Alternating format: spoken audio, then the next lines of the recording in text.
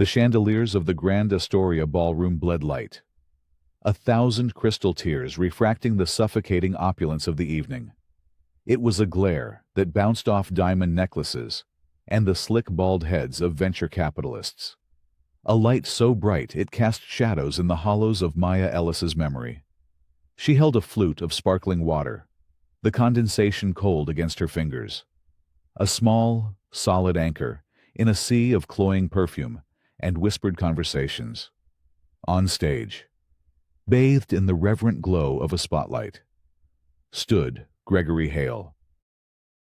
He was a man carved from privilege, his silver hair swept back with the kind of casual perfection that costs a fortune to maintain. He gripped the lectern, his smile a predatory curve that didn't reach his cold, assessing eyes. The crowd, a glittering assembly of New York's financial and philanthropic elite, hung on his every word. He was presenting the final award of the night, the Vanguard Award for Social Innovation. And he was presenting it to her. "It's truly an honor," Gregory began, his voice a smooth baritone that coated words in honey, "to present this award to someone who embodies the spirit of progress, Maya Ellis." A polite, percussive wave of applause filled the room. Maya inclined her head, a small, practiced smile touching her lips. She could feel the weight of hundreds of eyes on her, the invisible scrutiny that came with being the only black woman CEO in the room, the one who had built an empire, Aura Innovations, from nothing. When the board nominated Maya, Gregory continued, leaning into the microphone, "I was struck by her story. It's remarkable to see how far she has come, from the kind of background that usually leads to community work, not corporate boardrooms." He paused, letting the words settle. It was a perfectly crafted sentence, a jewel of condescension polished to a high shine. To most, it sounded like a compliment. To Maya, it was a brand, hot and familiar, searing the same spot it had 15 years ago. "A true diversity success story," he concluded, his smile widening as he gestured toward her. "Proof that with the right opportunities, anyone can find a seat at the table." The room applauded again, louder this time, filled with the self-congratulatory warmth of people who believed they were witnessing a moment of enlightened inclusion. But Maya wasn't in the ballroom anymore. The clinking of glasses faded, the murmur of the crowd dissolved, and she was suddenly 24 years old, standing in a sterile conference room under the flat, unforgiving light of fluorescent panels. The memory was vivid, a scar on her mind. She stood before a panel of executives at Sterling Ventures, her heart thumping a frantic rhythm against her ribs. Beside her stood Gregory Hale, a junior analyst just like her, his face a mask of earnest ambition. They were presenting Project Nightingale, a revolutionary data synthesis algorithm she had spent a year coding. Her life's work poured into elegant, intricate lines of logic. She had done the work. He had done the talking. "It's a remarkable piece of engineering," the senior partner, Arthur Vance, had said, his eyes alight with genuine excitement. Truly visionary. Maya. Gregory had stepped forward then, placing a proprietary hand on the presentation board. "Thank you, Arthur. I knew if I mentored Maya properly, her raw talent could be refined. It's wonderful to see someone from her background thrive when given the right guidance." The words had landed like a physical blow, stealing her breath, stealing her credit, all in one smooth, patronizing motion. He hadn't just stolen her work. He had reframed her as his project, a charity case he had benevolently uplifted. The panel had smiled, nodding at his apparent magnanimity. She had opened her mouth to object, to scream, but the shock had frozen the words in her throat. Her silence had been mistaken for agreement. The ballroom came rushing back into focus. Gregory was still smiling from the stage, his hand extended in invitation. "Maya, please, come accept your award." The applause swelled. Expectant. Her team. Seated at the adjacent table, her sharp, fiercely loyal COO, Sarah Jenkins, and her quiet, brilliant head of R&D, Ben Carter, were watching her, their expressions tight with a shared, protective anger. They knew the history. They knew the wound Gregory was so casually probing. Maya took a slow, deliberate sip of her water. The cold glass was a point of focus, a small act of control in a moment designed to strip her of it. The audience saw a woman composing herself before a moment of triumph. Her team saw a general steadying herself before a battle. She placed the glass back on the white linen tablecloth, the soft clink barely audible. Yet, in the landscape of her mind, it sounded like the cocking of a gun. She rose from her chair, her movements fluid and unhurried. The fabric of her emerald green gown shimmered under the chandeliers as she made her way toward the stage, each step measured and firm. The humiliation he intended to serve, disguised as an honor, was a poison she had developed an immunity to long ago. He thought he was reminding her of her place. He had no idea he was reminding her of his debt, a debt she had come here tonight, finally, to collect. The stage lights were hot, a stark contrast to the calculated coldness in Gregory Hale's eyes as he handed her the heavy crystal award. His hand brushed hers, a touch as fleeting and insincere as his praise. "Congratulations," he murmured, his voice low enough that only she could hear. "You clean up nicely." Maya's smile didn't waver. She accepted the award, its weight a familiar burden, and turned to face the microphone. The applause subsided, leaving a hushed, expectant silence. Hundreds of faces, a tapestry of wealth and power, looked up at her. She could feel the invisible threads of their expectations. They wanted a humble speech, a grateful story of overcoming the odds, a narrative that would affirm their own generosity for allowing her into their world. "Thank you, Gregory," she began, her voice even and clear, carrying effortlessly through the grand hall. "For that introduction." She let the small pause hang in the air, just long enough to prick the comfortable surface of the evening. "He's right. My background is in community. It's where I learned that the strongest structures are built from the ground up, not handed down from on high. It's where I learned that value isn't determined by a person's starting point, but by the future they are determined to build." She turned her head slightly, her gaze finding Gregory, who stood a few feet away, his practiced smile beginning to look brittle at the edges. "And it's where I learned that true innovation isn't about taking up space in a boardroom. It's about creating space where there was none before." The words were a direct echo of the insults he'd lobbed at her in private over the years, repurposed and returned to him on a public stage. A few people in the audience shifted, a subtle ripple of understanding passing between those who knew the undercurrents of their industry. At her table, Sarah Jenkins allowed a small, sharp smile to surface. Maya turned back to the audience. "This award isn't just for me. It's for every mind that has been overlooked, every voice that has been underestimated, and every builder who was told they should be grateful for a seat at a table they rightfully own." The applause that followed was different. It was stronger, more genuine, ignited by the quiet fire in her words. As she walked off the stage, award in hand, a young journalist with keen, observant eyes stepped into her path. His name was David Chen, a reporter for a digital finance journal who had been tracking her ascent for the past year, always sensing there was a deeper story beneath the polished surface of her success. "Ms. Ellis," he said, his voice respectful but persistent. "That was a powerful speech. It felt like you were sending a message." Maya offered him a polite, enigmatic smile. "I was just saying thank you, Mr. Chen." It sounded like more than that. He pressed gently, especially to Gregory Hale. Before she could respond, Sarah was at her side. "Maya, we have to go. The car is waiting." Sarah's tone was brisk, a clear signal that the impromptu interview was over. As they moved through the throng of well-wishers, Maya's mind was already miles away, back in the sleek, minimalist headquarters of Aura Innovations. The award was just a prop. The speech, a prelude.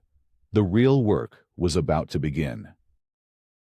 Her company was her fortress, a testament to 15 years of relentless work. Aura's signature product, Helios, was a predictive analytics platform so advanced it was reshaping global supply chains. It was elegant, efficient, and fiercely intelligent, everything she had designed Project Nightingale to be, but 1,000 times more powerful. The pressure was immense. As a black woman in the overwhelmingly white, male world of high-tech finance, she had no safety net. Every success was scrutinized, every failure magnified. Her board of directors, a carefully assembled group of allies and skeptics, respected her results, but were perpetually nervous about her methods. They wanted slow, steady growth. She wanted a revolution. This tension was the backdrop of her life, a constant, low-grade hum of resistance she had learned to tune out. But Gregory Hale was not background noise. He was a threat that had been dormant for years, and now he was stirring. His company, Hale Industries, was a bloated, over-leveraged behemoth built on a foundation she knew was rotten, and his sudden, cloying public praise was not a peace offering. It was a declaration of war. Back in her office, the city lights of Manhattan glittered below like a fallen constellation. The Crystal Award sat on the corner of her desk, an inert, meaningless object. Sarah stood by the floor-to-ceiling window, her arms crossed. "His speech was a disgrace," Sarah said, her voice tight with anger. "He practically called you a charity case." "He did," Maya agreed, her gaze distant. "He used the same words he used 15 years ago." She traced the rim of a water glass on her desk, the memory of that day still sharp. The financial ruin of her family had followed shortly after. The community center her parents had poured their life savings into, the one that had been her sanctuary as a child, was lost in the fallout of her failure at Sterling Ventures. Gregory's betrayal hadn't just cost her a job. It had cost her a piece of her family's soul. Ben Carter, who had been quietly running diagnostics on a server rack in the corner, finally spoke. "He's planning something, Maya. People like him don't resurface to hand out trophies. They do it to set the stage." He was right. The gala wasn't an ending. It was a setup. Gregory was positioning himself, crafting a narrative with himself as the benevolent kingmaker and her as his grateful subject. The question was, why now? The answer arrived at 7:00 a.m. the next morning, in the form of a market-wide press release that hit every major financial news outlet simultaneously. The headline was splashed across her monitor in bold, unforgiving letters. "Hale Industries and Aura Innovations announce historic merger, the Titan Project." Maya stared at the screen, her blood turning to ice. A merger. He hadn't just announced it. He'd framed it as a done deal. He was proposing to merge his lumbering corporation with her agile, innovative company. The announcement was filled with corporate jargon about synergy and strategic alignment. But Maya read the subtext with perfect clarity. He was coming to finish the job he'd started 15 years ago. He wasn't just trying to take her company. He was trying to erase her. The announcement of the Titan Project hit the financial world like a lightning strike. Maya's phone began to vibrate incessantly on her desk, a frantic, buzzing alarm.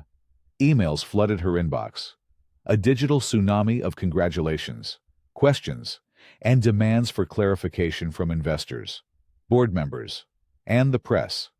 The public statement, crafted with Gregory's signature brand of arrogant finesse, positioned the merger not as a proposal, but as an inevitability.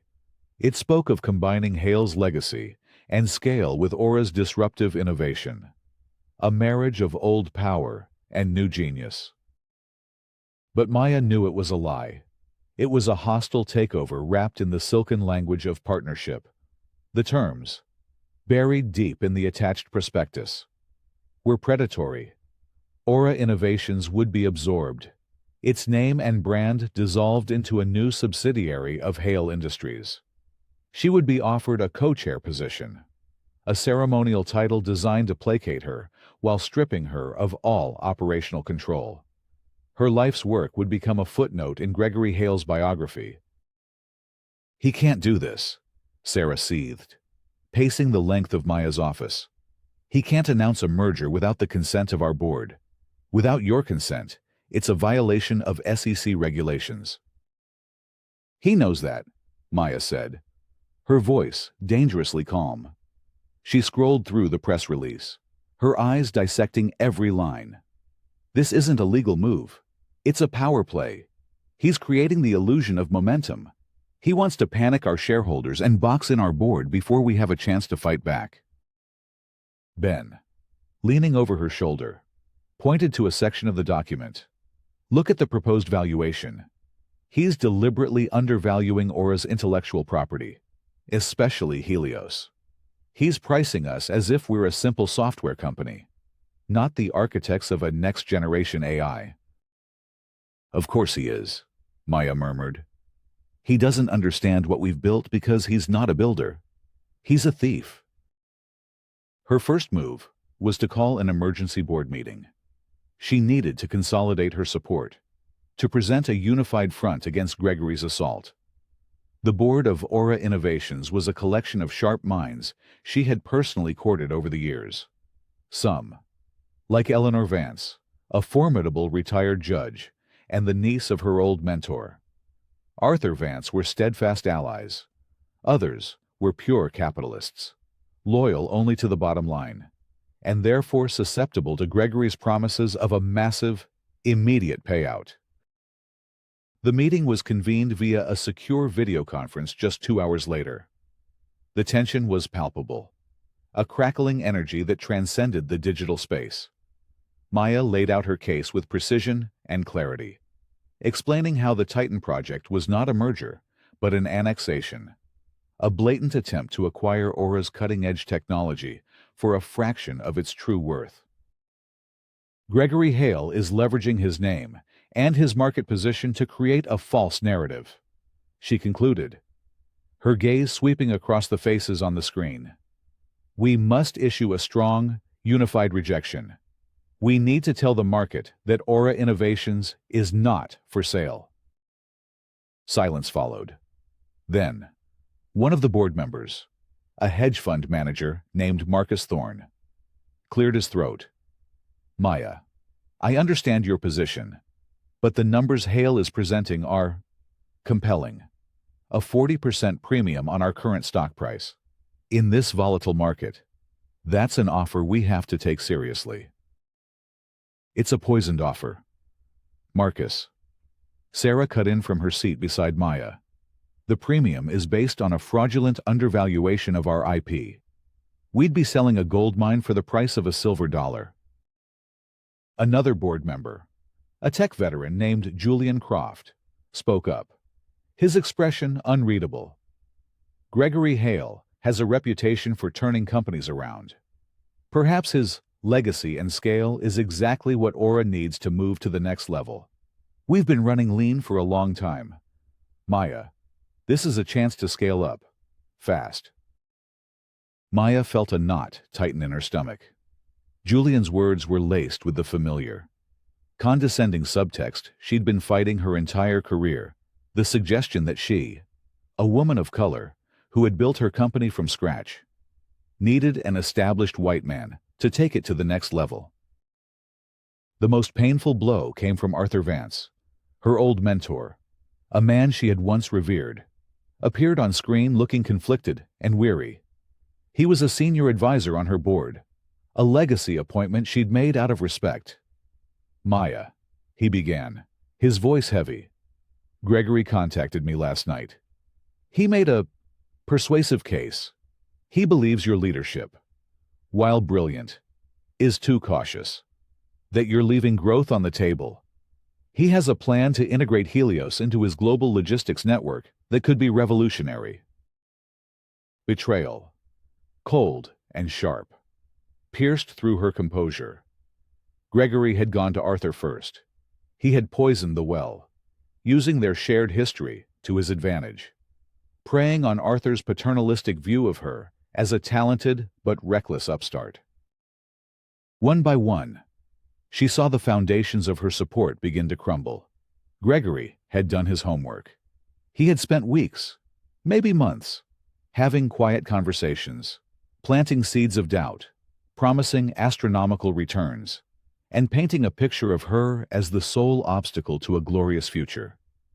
He had used lies, veiled threats about her unproven leadership in a downturn, and the seductive allure of quick money to consolidate his support before he ever fired the first public shot. By the end of the hour-long call, the devastating reality had set in. The board was not unified.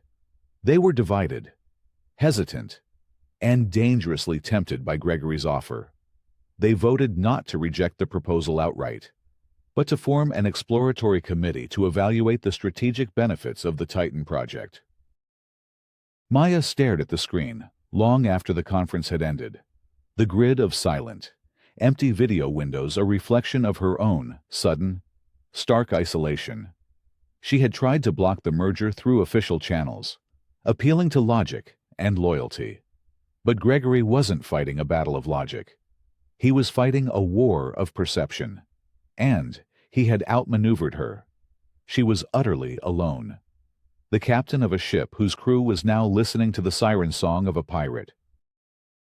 The silence in her office was heavy, broken only by the soft hum of the servers that powered her empire, an empire that was now under siege.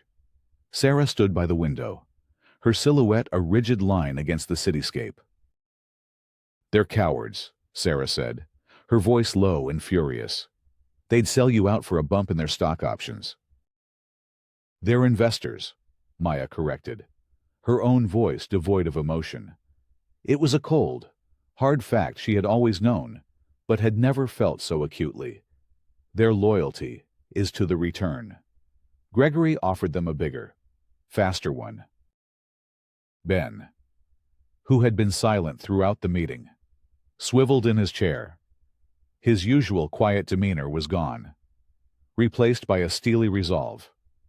"So the official channels are closed. That means we have to open unofficial ones." Maya looked at him, then at Sarah. She saw in their eyes the same thing she felt in her own gut, a deep, burning fire that had just been doused with gasoline. Gregory thought he had isolated her. He thought he had won the first battle by turning her own board against her. He was wrong. He hadn't isolated her. He had unshackled her. "He's built his entire empire on a lie," Maya said, her voice hardening. "It's time we started digging up the foundations." The war had begun, and if the boardroom was Gregory's chosen battlefield, then the shadows, the digital trails, the hidden ledgers, the buried secrets of the past would be hers. Her team was small, but they were loyal, and they were about to remind Gregory Hale what it felt like to be hunted.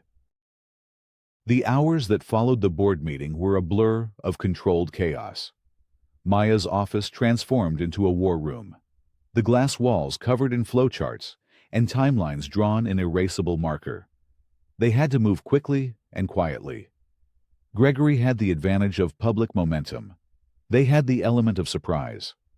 Their investigation was a covert operation, a three-pronged attack into the heart of Hale Industries. Sarah, with her extensive network of contacts from her past life in corporate law, took on the human intelligence. She spent hours on encrypted calls, speaking in careful, coded language to former colleagues, disgruntled ex-employees of Hale Industries, and financial analysts who had long been suspicious of Gregory's ever-rosy profit margins. The word on the street is that Hale is over-leveraged, Sarah reported late one night, her face illuminated by the glow of her laptop. He's been borrowing heavily against his assets to maintain the illusion of growth. The Titan project isn't just an acquisition for him. It's a lifeline. He needs our tech and our clean balance sheet to absorb his debt. This was their first major break. Gregory wasn't acting from a position of strength. He was desperate. This desperation made him dangerous, but it also made him predictable. Ben, meanwhile, descended into the digital underworld. He was a virtuoso of code, a ghost in the machine who could navigate the labyrinthine corridors of the internet with breathtaking skill. He wasn't hacking Hale Industries that would be illegal and would hand Gregory a weapon to use against them. Instead, he was conducting deep forensic analysis of everything publicly available: SEC filings, patent registrations, technical papers, and the digital footprints of Gregory's key engineers. "It's weird," Ben murmured, his eyes glued to a screen displaying lines of code from a recently patented Hale algorithm. Their core architecture. It feels familiar, sloppy, but familiar, like a bad cover version of a classic song.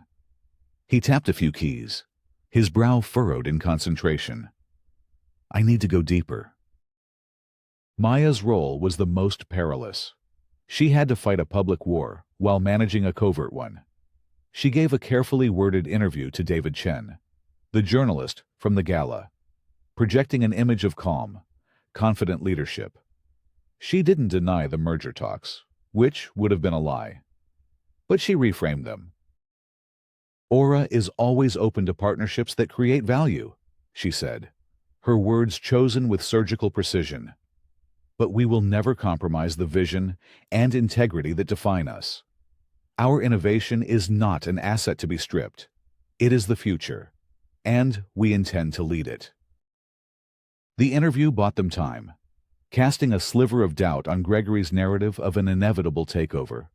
But her most crucial task was to confront the past. She needed to understand how Arthur Vance, her mentor, could have sided with the man who had so thoroughly betrayed her. She arranged a lunch with him at a quiet, old-world restaurant in Midtown, a place of dark wood and hushed conversations. Arthur looked older than she remembered, the lines on his face etched deeper with a worry she couldn't quite decipher. He was cordial but evasive, speaking in platitudes about shareholder responsibility and the harsh realities of the market. "Maya, you have to see the bigger picture," he urged, stirring his iced tea. "Gregory is a shark, I know that. But sometimes, you have to swim with sharks to get to the other side of the ocean." "He's not a shark." "Arthur," Maya replied, her voice low and intense. "He's a parasite. He tried to destroy my career once. Why would you believe he wants to help me now?" Arthur sighed, refusing to meet her gaze. "That business at Sterling. It was a long time ago. People change. Gregory has built an impressive empire. Perhaps he regrets his youthful ambition." The word ambition was a euphemism so vast it was insulting.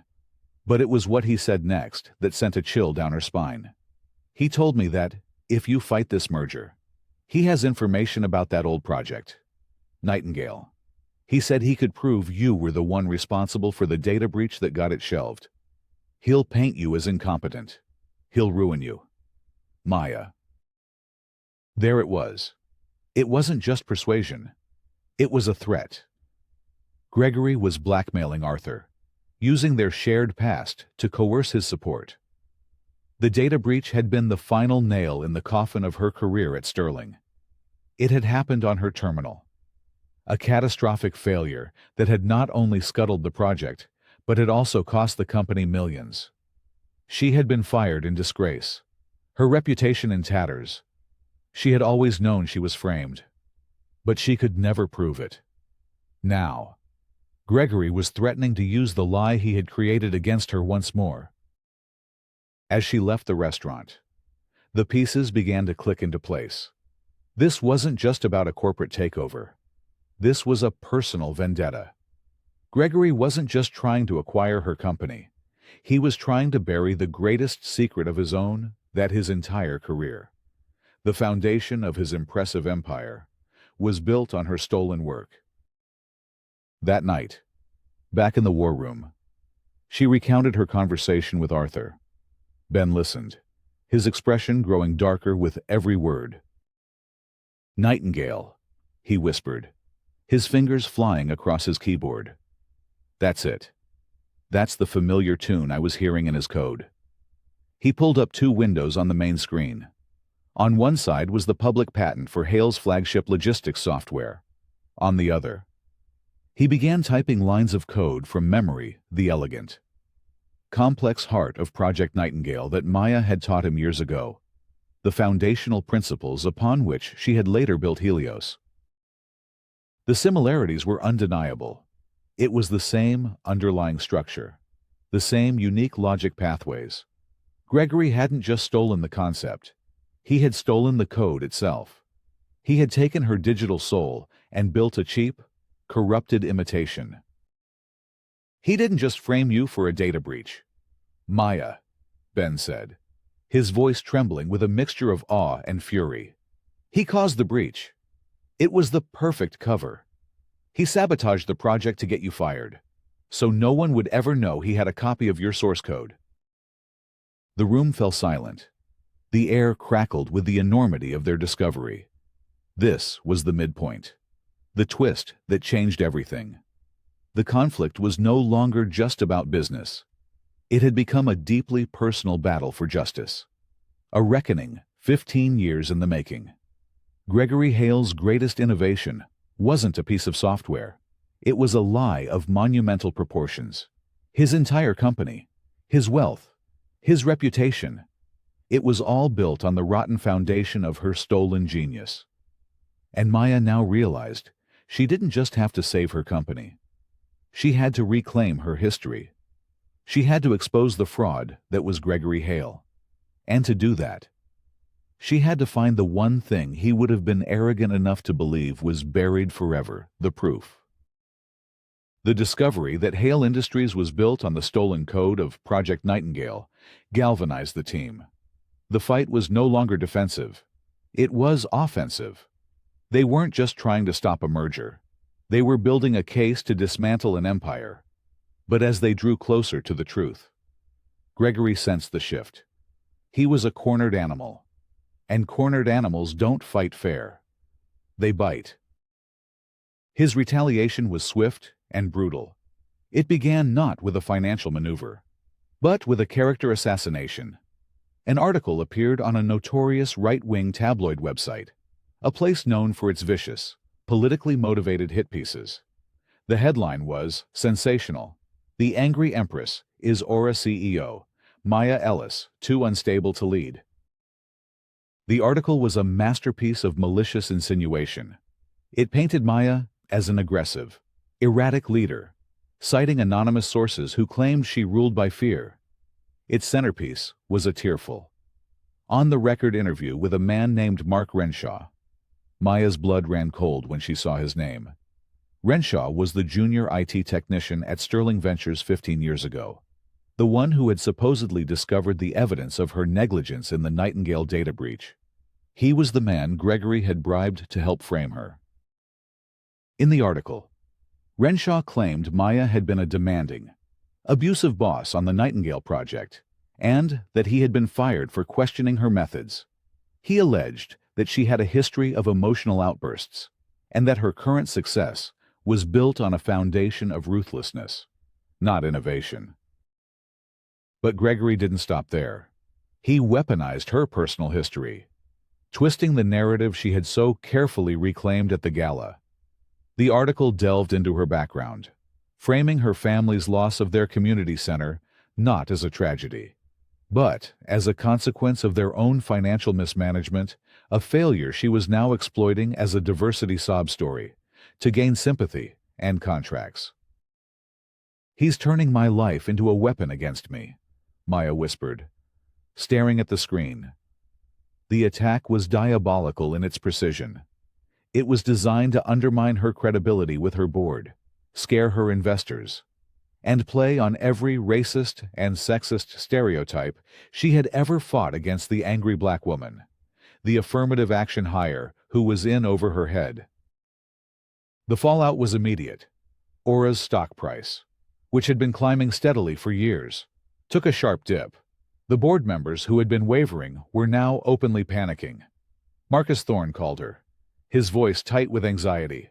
"Maya, we have a PR crisis. The optics on this are terrible. You need to issue a statement. Deny everything." "If I deny it, I give the story credibility," Maya countered, her voice a low, steady flame. "It validates the attack.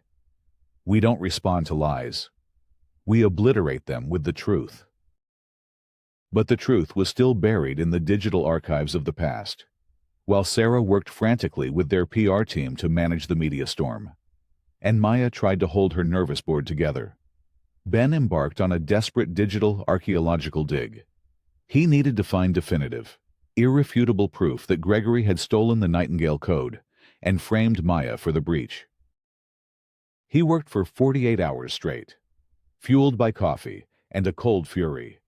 He combed through old public server logs from Sterling Ventures, most of which were archived and forgotten. He cross-referenced IP addresses, login times, and file transfer records from the weeks surrounding the data breach. It was like searching for a single grain of sand on an endless beach. The pressure mounted. The tabloid story was picked up by mainstream financial blogs. Comment sections filled with vitriol. Gregory, meanwhile, played the part of the concerned, reluctant partner. He issued a statement expressing his full confidence in Ms. Ellis, while simultaneously feeding the fire by stating that the merger would provide the stable, experienced leadership Aura needed to weather this unfortunate controversy. It was a masterclass in passive-aggressive warfare. Maya was fighting a war on two fronts. Publicly, she had to be the picture of composure, a steady hand on the tiller of her company. Privately, she felt the immense strain of the personal attacks, the dredging up of a past she thought she had conquered. The lies about her family hit the hardest. She visited her parents, who ran a small bookstore in Brooklyn, and saw the worry etched on their faces. "Don't let him do this to you again, Maya," her father said, his hand covering hers. "You are stronger than his lies." His words reignited her resolve. She returned to the office, her focus sharper than ever. She would not let Gregory destroy her family's name again. The breakthrough came at 3:17 a.m. on a Tuesday. Ben let out a yell that echoed through the empty office. Maya and Sarah, who had been dozing on couches, rushed to his station. "I found it," he said, his eyes wide, pointing at the screen. The smoking gun, or rather, the ghost in the machine. On the screen was a fragment of an old access log from Sterling Ventures. It showed a remote login to Maya's workstation at 2:04 a.m. on the night of the data breach. The login came from an external IP address, one that Ben had painstakingly traced not to a hacker, but to a secure terminal at a private data center in New Jersey. "And guess who had access privileges to that terminal?" Ben said.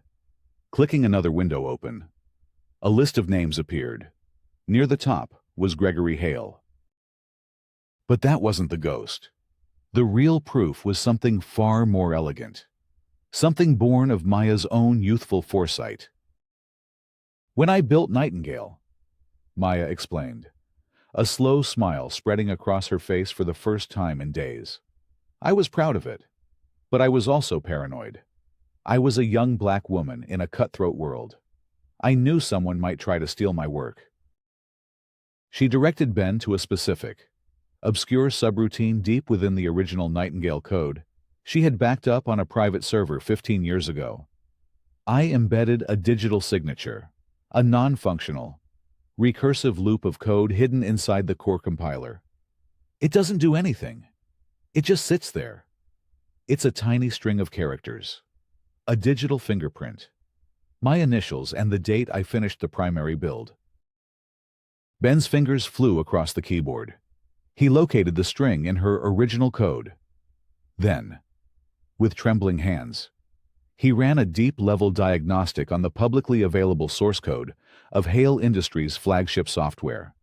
For a moment, there was nothing. Then, a single line of text appeared on his screen. The signature.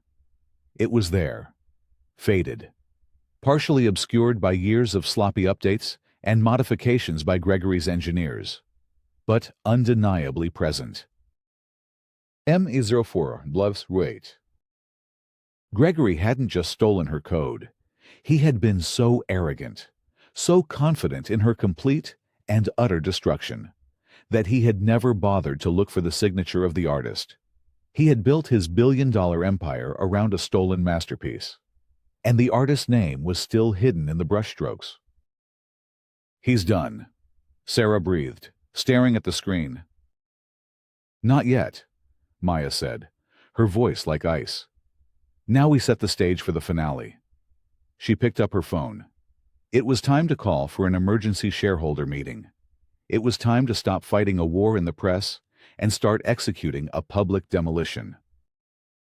The air in the Omni Hotel's main conference hall was electric with tension.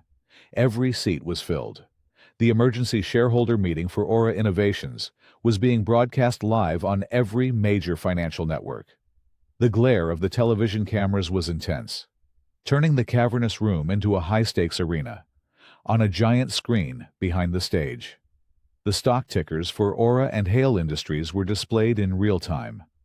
Aura's was red, still bleeding from the public relations assault. Hale's was green, buoyed by the prospect of acquiring Aura's technology for a pittance. Gregory Hale sat at a long table on the stage, the picture of corporate gravitas. He exuded a smug confidence, believing he had already won. He had manipulated the board, tanked Maya's public image, and cornered her. The vote to approve the Titan project merger seemed like a foregone conclusion. He nodded curtly at the shareholders, his expression one of a man about to accept a crown. Maya sat at the other end of the table. To the casual observer, she might have looked defeated. She was still, her hands resting calmly on the table in front of her. She wore a simple, dark blue dress, a stark contrast to the performative pinstripes of the men surrounding her. But anyone who looked closer would see the fire in her eyes. It was not the wild, consuming fire of anger, but the focused, white-hot flame of a cutting torch. The meeting began with dry formalities. Then, Gregory was invited to the podium to make his final case for the merger.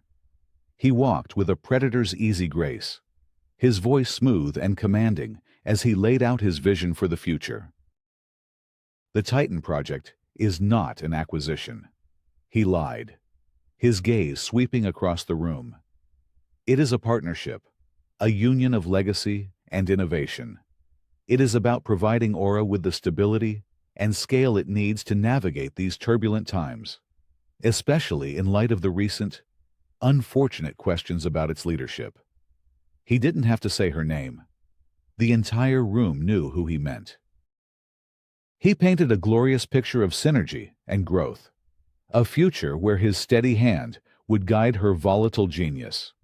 When he finished, a smattering of applause broke out, mostly from the board members he had already swayed. He returned to his seat, a triumphant smirk playing on his lips. He thought the fight was over.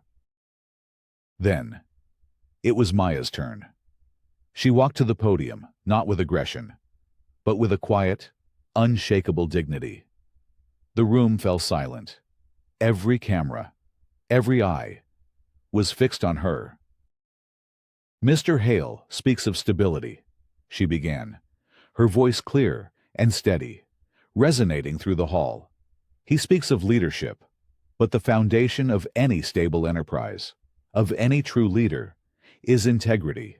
And that is what I want to talk about today. Integrity and the history of an idea. A nervous rustle passed through the crowd. This was not the defensive, apologetic speech they had been expecting. 15 years ago, Maya continued, I was a junior analyst at Sterling Ventures. I led a team that developed a revolutionary data synthesis algorithm. We called it Project Nightingale. At the table, Gregory's smile tightened. Arthur Vance, sitting in the front row, looked down at his hands, his face ashen. Nightingale was brilliant, Maya said, her voice ringing with a conviction that was impossible to doubt. But it was sabotaged. A massive data breach, originating from my terminal, destroyed the project and my career at Sterling. I was fired for gross negligence. Mr. Hale, who was a junior member of my team at the time, was promoted shortly after.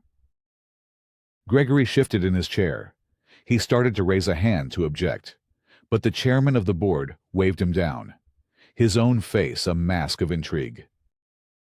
For 15 years, that has been the official story. Maya said, the one Mr. Hale has been quietly using to poison this board against me. The story the media has been fed to paint me as unstable. But today, we are going to correct the record. She nodded to Ben, who was sitting at a tech station in the wings. On the giant screen behind her, a document appeared, an old access log from Sterling Ventures. This is the server log from the night of the breach, Maya announced, her voice like steel. It shows a remote login to my workstation at 2:04 a.m.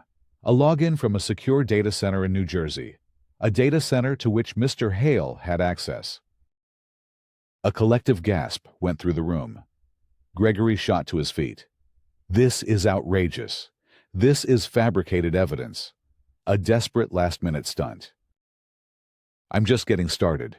Gregory, Maya said, her eyes locking onto his. Please, sit down. The next image on the screen was a side-by-side comparison of two blocks of code. On the left, she explained, is the core compiler from my original Project Nightingale. On the right is the foundational code of Hale Industries' current flagship software. The very engine you claim is your greatest innovation. Even to the untrained eye, the structural similarities were striking. To the tech experts in the room, it was a damning indictment. He didn't just frame me, Maya declared, her voice rising with controlled passion. He caused the breach to cover his theft of my work. He built his entire company, his reputation, his fortune, on a lie. Hale Industries is not a legacy of innovation. It is a 15-year-old crime scene. Pandemonium erupted. Shareholders were shouting. Journalists were scribbling furiously. The live feed was carrying every shocking revelation to millions of viewers. Gregory was pale. His composure shattered. This proves nothing. Similarities in code are common. This is slander. It was then that the secondary twist, the moment of her moral choice, arrived. To prove her case beyond a shadow of a doubt, she needed to show the original project files, the ones Arthur Vance had signed off on, unknowingly transferring ownership of the intellectual property to a new division controlled by Gregory after her termination. Presenting those documents would prove Gregory's theft, but it would also expose Arthur's catastrophic lack of oversight, implicating her mentor and destroying his celebrated career. Gregory saw it in her eyes. He knew what she had. A cruel, triumphant smirk returned to his face. He thought she was trapped. He thought she would never sacrifice her mentor, the man who, despite his weakness, had once believed in her. Go on, Maya, he taunted, his voice a venomous whisper carried by the microphone. Show them the rest. Show them the transfer documents. Show them how our dear friend Arthur Vance was either a fool or your accomplice. Arthur looked up, his face a portrait of despair. He knew he was ruined. The entire room held its breath, waiting for her to deliver the killing blow, even if it meant taking an innocent man down with her. Maya paused. She looked at Arthur, at his terrified face, and then she looked back at Gregory, at his smug, evil certainty, and she made her choice. "You're right, Gregory," she said calmly. "Implicating an innocent man to win a victory is your move, not mine. I won't be showing them Arthur's signature." The relief that washed over Arthur was palpable. Gregory's smirk widened. He thought he had won. "But I don't need to," Maya continued, a blade of a smile touching her own lips. "Because when I built Nightingale, I knew I was working with men like you. I planned for this day." She nodded to Ben again. "Run the diagnostic, Ben, on Hale's live server, right now." A new window opened on the screen. A black box filled with scrolling green text. Ben was running a deep-level scan. For a few agonizing seconds, the room was silent. Then, a single line of text appeared, magnified 1,000 times for all to see. "ME04, Ilian 08. "My signature," Maya announced, her voice ringing out like a verdict. "A non-functional string of code I embedded in my work 15 years ago. My initials, the date I completed the build. It has been sitting at the heart of your innovation all this time. Gregory, a ghost in your machine, the ghost of the woman whose career you stole." The hall erupted. It was over. The proof was irrefutable, digital, and absolute. She hadn't needed to destroy her mentor. She had used her own brilliance, past and present, to expose him. Gregory Hale stared at the screen, at her initials glowing like a brand on his stolen empire. He stumbled backward, his face a mask of pure disbelief. He opened his mouth, but no sound came out. He was a man hollowed out, his lies stripped away in the brightest public spotlight imaginable. Maya turned from the podium and walked back to her seat. She didn't look at Gregory. She didn't need to. The roar of the shareholders, the flash of the cameras, the frantic shouts of the board chairman calling for an immediate, indefinite suspension of the vote, they were the sounds of his complete and utter demolition. The immediate aftermath was a maelstrom, as Gregory Hale, ashen-faced and silent, was escorted from the stage by hotel security through a gauntlet of shouting reporters. The conference hall descended into organized chaos. The chairman of the board, his face flushed with a mixture of fury and embarrassment, immediately called for a vote of no confidence in the merger proposal. It was unanimous. The Titan project was dead. In a second. More stunning motion. The board voted to suspend all of Aura's wavering members and install Maya Ellis as the undisputed interim leader of a special committee tasked with exploring all legal and financial remedies against Hale Industries. The power shift was absolute, a tectonic realignment that had occurred in the space of 10 minutes. Board members who had, hours earlier, been questioning her leadership were now swarming her, offering fervent apologies and pledging their unwavering support. Maya accepted their words with a cool, professional grace, her expression revealing nothing of the deep, bone-weary satisfaction she felt. The media frenzy was relentless. Cameras flashed in her face. Microphones were thrust toward her mouth. David Chen, the journalist who had sensed the story from the beginning, managed to cut through the noise. "Ms. Ellis, the world just watched you reclaim your legacy. What's your next move?" Maya paused, her gaze finding his. "My next move," she said, her voice carrying over the din, "is to build—" She left the hall through a side exit, guided by a now deferential security team. The first person she sought out was not a lawyer or a publicist. but Arthur Vance. She found him in a small, quiet anteroom, sitting alone, staring into a glass of water. He looked up as she entered, his eyes filled with a profound shame. "Maya," he began, his voice thick with emotion. I am so sorry. I was a fool. I was a coward. He threatened me. And I let my fear for my own reputation blind me to the truth I should have seen all along." Maya sat down opposite him. She felt no anger toward him, only a weary sadness. He was a product of a system she had been fighting her whole life, a system that instinctively trusted a mediocre, confident man over a brilliant, underestimated woman. "You were a tool he used." "Arthur," she said, her tone gentle but firm. "He counted on your loyalty to him over your belief in me. He was wrong about many things, but he was almost right about that." "You saved me up there," he whispered. "You could have destroyed me. Why didn't you?" "Because my fight was never with you," Maya said simply. "It was with him. And because true strength isn't about how many people you can destroy, it's about what you choose to build in the wreckage." The moral complication from the climax was resolved. She had won without sacrificing her own integrity, a victory that tasted sweeter than pure revenge. Arthur pledged his complete support, offering to testify, to open his private records, to do whatever was necessary to help her legal case against Gregory. His redemption had begun. In the days that followed, the story dominated the global news cycle.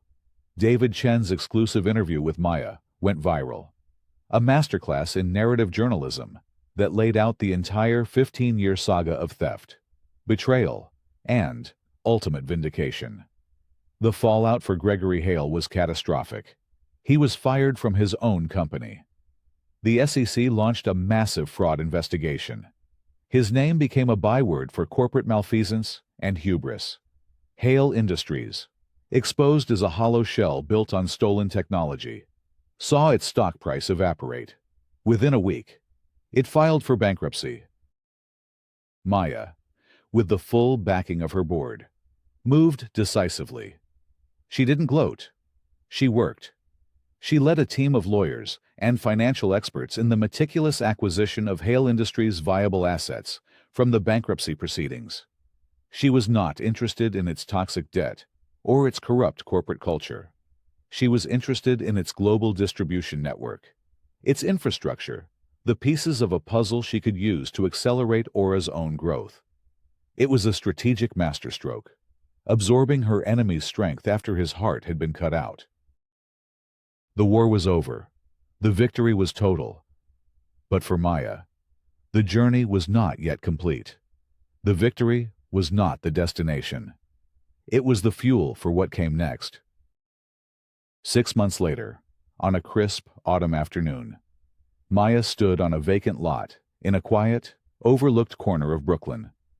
The lot was overgrown with weeds, a chain-link fence barely standing against the patient assault of nature. To most, it was a forgotten piece of urban decay. To Maya, it was sacred ground. This was where her family's community center had once stood, the place where she had first learned to code on an old, donated computer, the place they had lost in the financial devastation that followed Gregory's first betrayal. A small crowd had gathered: community leaders, aspiring young entrepreneurs, her parents, her team Sarah and Ben at her side, and a handful of journalists, including David Chen. There was a small, temporary podium set up, but Maya chose to stand before it, on the cracked pavement itself. "Many of you know me as the CEO of Aura Innovations," she began, her voice filled with a warmth and emotion the world rarely saw. But my story did not begin in a boardroom. It began right here, on this land, in a building that taught me that the greatest resource a community has is the potential of its people. She spoke of her past, not as a source of pain, but as a source of purpose. She announced that the final assets from the liquidation of Gregory Hale's personal fortune, seized by the courts and awarded to her in a landmark civil suit, would not be absorbed into Aura. "Today," she declared, her voice ringing with passion, "I am proud to announce the formation of the Nightingale Foundation." A banner unfurled behind her, revealing the name and a logo of a soaring bird. This foundation will be dedicated to funding and mentoring underestimated entrepreneurs, the innovators, the builders, the visionaries who are told they don't belong in the rooms where decisions are made. We will provide the capital, the technology, and the support they need to build the future. A wave of emotional applause swept through the crowd. Her parents were in tears, their faces shining with pride. "The Nightingale Foundation's first project," Maya continued, her voice catching for a moment before steadying, "will be the construction of its global headquarters, a state-of-the-art innovation hub and community center, and it will be built right here." She gestured to the vacant lot around them, to the ground that held the ghosts of her family's past. This was the final, stunning surprise. The full extent of her victory made manifest. She hadn't just defeated her enemy. She hadn't just taken his assets. She had repurposed the very spoils of her war to reclaim and rebuild the part of her soul he had tried to destroy. The money he had gained from his crime would now be used to undo the damage he had caused, creating a cycle of opportunity where there had once been a legacy of loss. It was more than revenge. It was restoration. It was a testament to the idea that the best way to answer those who try to erase you is to build something that can never be torn down. As the crowd cheered, Maya looked out at the faces of the young people in the audience, their eyes bright with a hope she had just given them. Her journey had come full circle, from a wound to a weapon, and finally, to a foundation for a better world.